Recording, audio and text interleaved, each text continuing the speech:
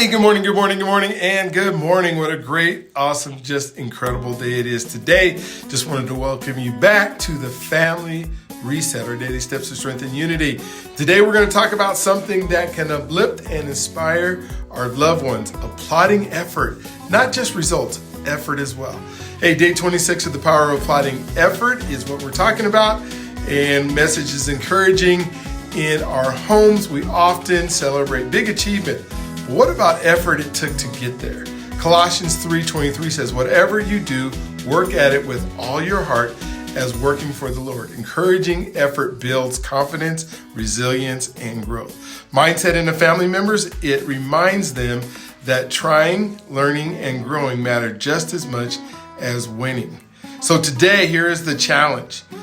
You acknowledge and celebrate someone in your family for their efforts. Whether they tried something new, worked hard at school, or simply just showed persistence. Let them know you see and appreciate them working hard. So when we applaud effort, we create culture of support and motivation.